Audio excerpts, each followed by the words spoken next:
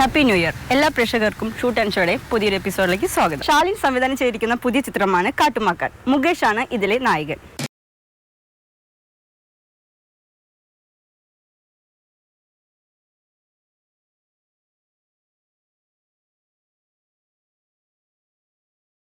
Eden കുര്യക്കോസാണ് ഇതിലെ നായിക. നാസർ, ജയരാജ് വാര്യർ എന്നിവർ ഇതിൽ അഭിനയിക്കുന്നു. മക്ബൂൽ, സൽമാൻ, അൻസിബ ഹസൻ എന്നിവരെ നായികമാരാക്കി സെന്നൻ സംവിധാനം ചെയ്യുന്ന ചിത്രമാണ് അപ്പുറം ബംഗാൾ ഇപ്പുറം തിരുവിതാംകൂർ.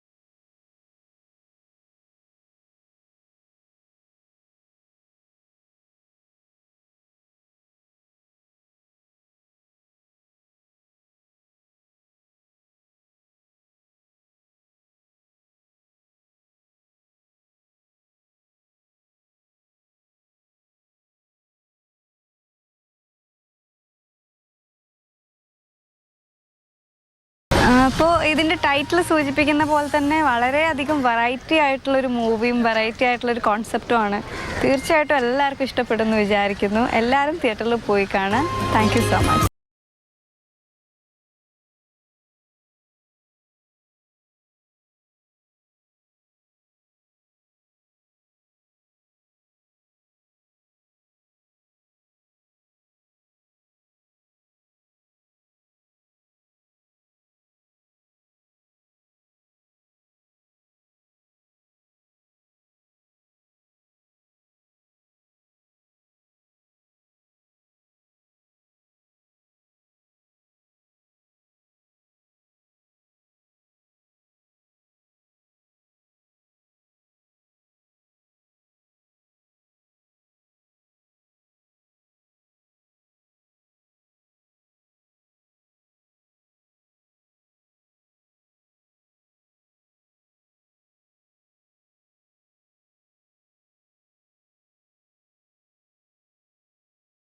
ഹ്യൂമറിന് വളരെ പ്രാധാന്യം കൊടുത്തിട്ടുള്ള ചിത്രമാണിത്.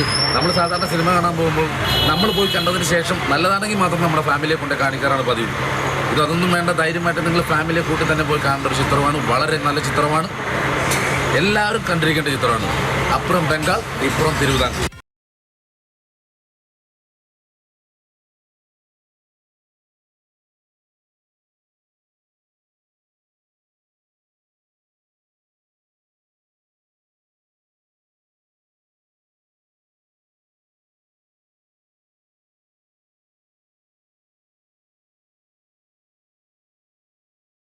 ഈ സിനിമയെക്കുറിച്ച് പറയുകയാണെങ്കിൽ ഒരുപാട് എക്സൈറ്റഡ് ആയിട്ടുള്ളൊരു പ്രോജക്റ്റാണ്.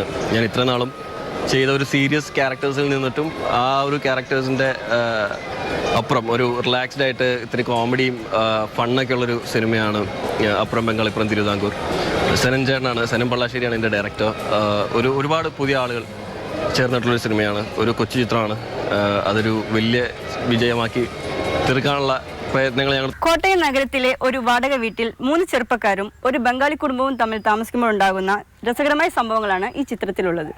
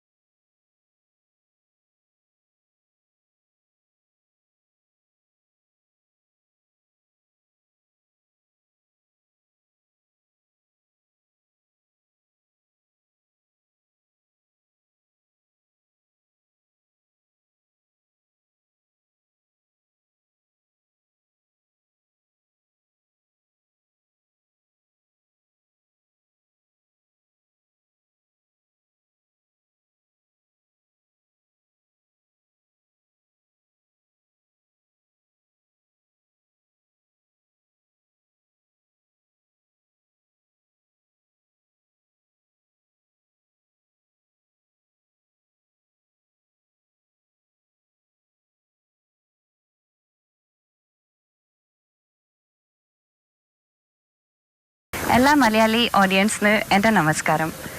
എൻ്റെ പേര് ചാരുലത. അപ്പുറം ബംഗാൾ ഇപ്പുറം തിരുവിതാംകൂറിൽ ഞാൻ ബംഗാളി ക്യാരക്ടറാണ് പ്ലേ ചെയ്യുന്നത്.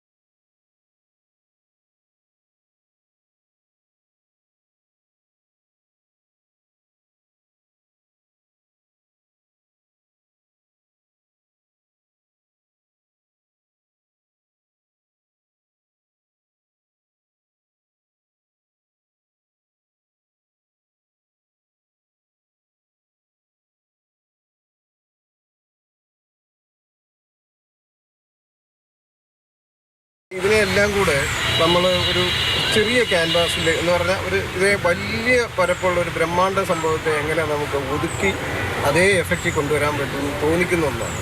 രണ്ട് കുടുംബങ്ങളിലേക്ക് അത് ഒതുക്കിയിട്ട് ബംഗാളുകാരായ ഒരു കുടുംബവും മലയാളികളായ കുറേ കുടുംബവും തമ്മിൽ അപ്പുറവും ഇപ്പുറവും താമസിച്ചാൽ ഉണ്ടാകാവുന്ന പല പല ഇഷ്യൂസിനെയാണ് ഇത് കൈകാര്യം ചെയ്യുന്നതെന്നാണ് ഞാൻ മനസ്സിലാക്കുന്നത്. അക്കൂട്ടത്തിൽ ഇവിടെ താമസിക്കുന്ന ഇവിടെ ചെറുപ്പക്കാരായ ആൾക്കാർക്ക് ചില പ്രചോദനമാകാൻ പറ്റുന്ന ഒരു കഥാപാത്രമാണ് എൻ്റെ കഥാപാത്രം. അത് സ്ക്രീൻ പ്രസൻസിൽ നമുക്ക് ചിലപ്പം വളരെ ചെറുതേ ഉള്ളെങ്കിലും ഒരു എഫക്റ്റീവായി ഈ കഥയെ പല പരിണതികളിലേക്ക് നയിക്കാൻ ഒരു പ്രേരണയായി തീരുന്ന ഒരു കഥാപാത്രമാണ് നമ്പീശൻ എന്ന് പറയുന്ന എൻ്റെ കഥാപാത്രം.